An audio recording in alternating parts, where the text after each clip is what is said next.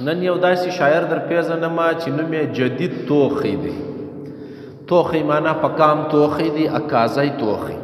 ښه جدید تخلص دی. د دیوان پښتو ادب ته اوس نوی وړاندې سوی دی، داسې په 2015 کال کې.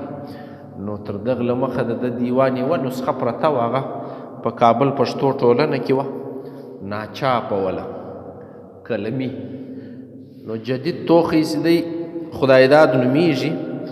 وای نوم زما خدایداد و چې له موره پلاره یاد و، مینې د یار زما کړ نوم جدید لذیذ هر ګوره.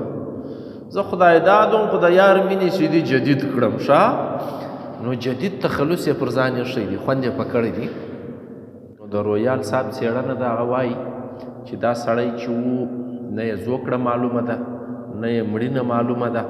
یوه کیسه یې معلومه ده، هغه دا ده چې کله د پښتنو تر مابین بدبختیانې وي، دغه باچایان چې ما د لیکلي دي کامران او شاه محمود، د دغو شخړې روانې، نو دی په دغه شخړه کې تللی دی هرات ته.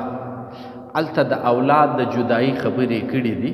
نو زموږ څېړنه یا زموږ محققین وایي چې دا کال وی 1249 قمري.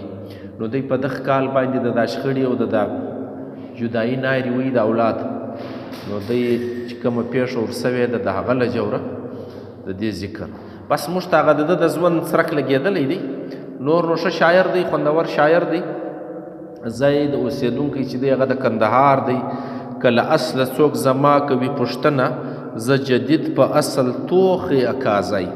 ښه بیا که باور نه کړې ای وروره شاه محمود فیروز ګوره، د یوه هرات لپاره ورک یې کړ اولاد اکثر.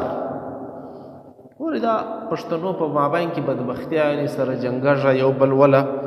شاه محمود د باچا معدوم دی، پاته سوی یو نوم دی، هر چې کاندي کامران کاندي، محمود هیڅ نه دی خبر. شاه محمود باچا له حاله درته وایم زما لاله، که هستی کې یې نیستي ده حال یې دا دی مختصر. دا د په دیوان کې د دغو شخړو ذکر راغلی دی. ښه یوه ځای بیا داسې وایي چې زه اوس تر 80 کلو اوښتی نو سپین ږیری سوی دی. ښه نو وایي تېر سو 80 کاله عمر زما له بخته توره، نه سوم یوار وصل په وصال د دلبر ګوره. ښه تر 80 اوښتی دی، نو د غټ عمر سړی پاته سوی دی. ږیره چې سپینېږي، زه ودغه ته غټ عمر نه وایم، وجه دا ده چې د چا ږیره ډېره زر سپینه سي، د چا هغه ناوخته سپینېږي. که له عمره سره سمه سپینه سوه بیا نو واقعي د غټ عمر وي. شوه د ږیره تکه سپینه غاښ کنډو، په دنیا پسې لاسو کړې تګ بوداو. ږیره دې سپینه سوه، غاښونه د کنډو سو، تلیا په دنیا پسې یې. نو د کندهار ټاټوبی چې دی دا د پخپله یاد کړی دی. نه به وي نه به پیدا سي کندهار غوندې ولات، اوس ارمان مې د یارانو هیر بې نه کړم په حیات. اوس ارمان مې کندهار دی، کندهار نه دی گلزار دی. ښه دا نه موږ څخه دا څېړنه غواړي چې د نور ژوند څونې پاته دی، چیرې تېر کړی دی. ښایي بله نسخه یې پیدا چې دا کومه یوه نسخه چې پرته ده دا شپږ پاڼې ده، یعنی 101 در صفحې. په هغه کې هم 100 روپۍ لوېدلي دي، بیا څه تاوان هم رسېدلی دی، اوبوزو خوړلې ده، وینو خوړلې ده. په دې کې 116 غزلې دي، 2 د فارسي دي، 2 مخمسه دي، 3 څلوریز یا رباعیانې چې ورته وایي، 14 چاربیتې، 1 الف نامه لري. یعنی پوره شاعر دی چې هغه وخت د دیوان د ترتیب کم رنګ لري هغه یې ټول پکې ځای کړی دی. د دغه سړي په شعرونو کې د ادبي سنتونو لارې ډېرې راغلي دي. سنت ودغه ته وایي شاعرانو به شعرونه پر جوړول، نو بیا لوړه مصره یو رنګه وه، لاندې بیا بل رنګه وه. یو سنت په شعر کې ځایول یعنی فني کار په شعر کې کول، د فن له لارې شعر ښایسته کول. ښه نو دا سنتونه د ده په دیوان کې ډېر پیدا کېږي. زه به تاسو ته یو بل دیوان در متعرفه کوم که ژوند وي، د علامي علاودین دیوان، د زړه تسکین یې نوم دی. دا سړی نو بیا په پښتو ادب کې دونې سنتونه د بل چا په دیوان کې نسته چې څونې زما مطالعه ده. نور نه یم خبر چې چا به کړي هغه به موږ نه یې ویلي.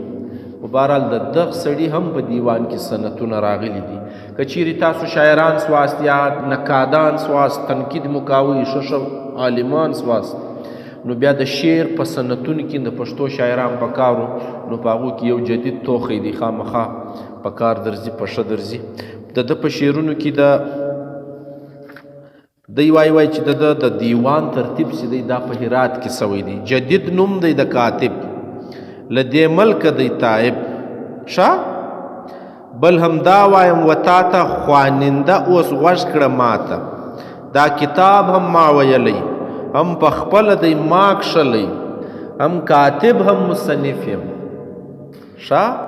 له جانبه د حاطف یم او دا بیا ډېر افسوس دی چې دا ما ته هغه وخت په لاس نه و راغلی چې کله ما په 2014 کې د کاتبانو کتاب مرتب کاوه نو د ده په دا دیوان زه نه وم خبر چې د خپله لیکلی دی نو مصنف به طور کاتب به مو راچولی و مصنف د دې کتاب یم نوم جدید زما بیتاب یم دا یې په خپله لیکلی دی دیوان چې د لیکلی دی هغه ختم د خپل دی نو دا متن چې دی دا برابر سوی دی تاسې ویلی